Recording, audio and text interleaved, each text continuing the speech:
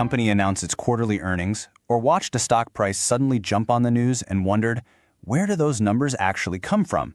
Well, they aren't just random. They're the result of a deeply structured reality. And today, we're going to decode that structure.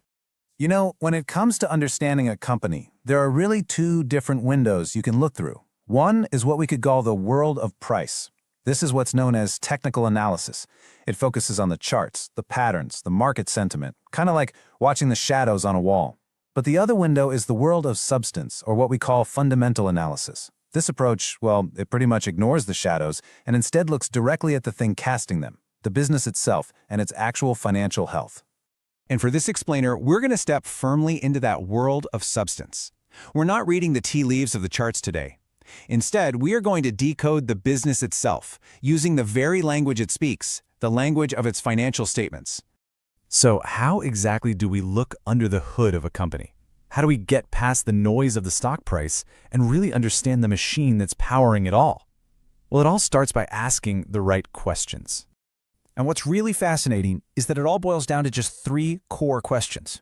If you can answer these, you'll have a surprisingly clear picture of almost any business. First, how did it perform? And second, what is its current position? And the third, and maybe most important question, what's the reality of its cash? Each of these questions is answered by one of the 3 key financial statements. So let's start with that first one.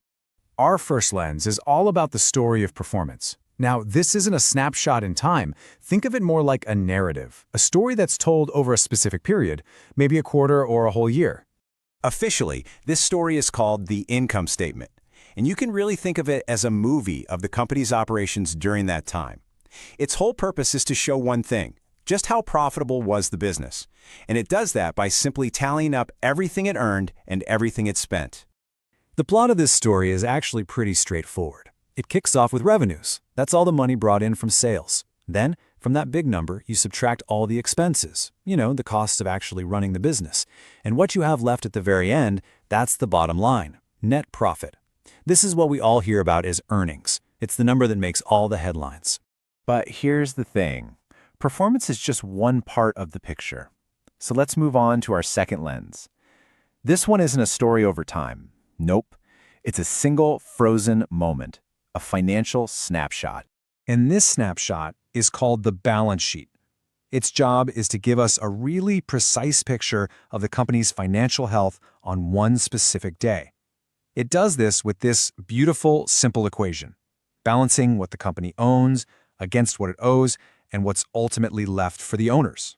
It's actually just like your own personal finances. On one side, you've got your assets, your house, your savings, your car. On the other side, you have your liabilities, your mortgage, any loans you have. What's left over is your net worth, right? Well, that's your equity. For a company, it is the exact same principle, just on a much, much bigger scale. And here's the key. Those two sides must always, always balance out.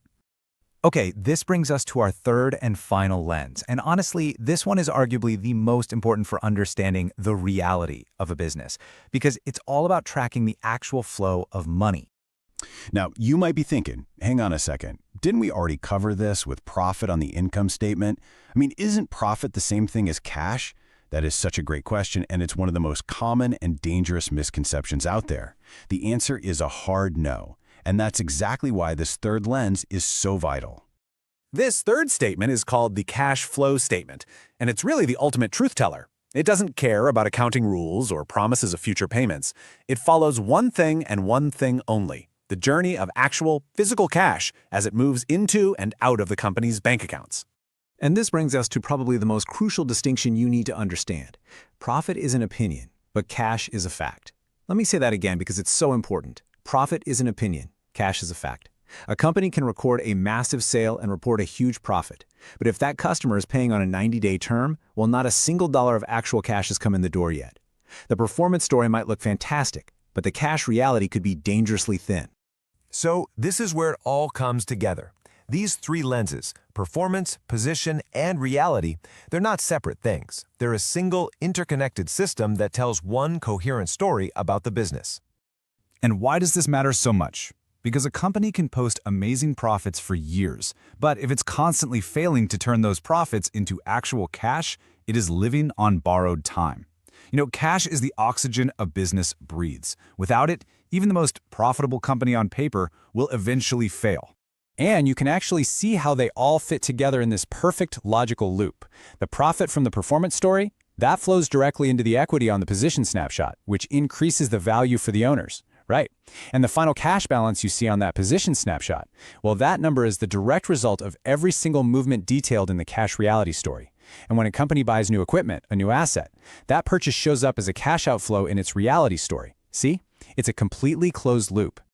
So no single statement can ever tell you the whole story. You absolutely need all three perspectives to truly understand a company's health, its strategy, and its real potential to survive and thrive over the long term. So the next time you look at a stock price chart, just remember what it really represents. It's not just some line on a screen, it's the shadow of a real business. And these three statements, when you understand how they work together, are kind of like the tools that let you see that business for what it truly is. Understanding these underlying structures is really the first step to seeing the world more clearly. If you'd like to continue decoding the hidden patterns that shape our financial world, please be sure to subscribe. Thanks for joining us.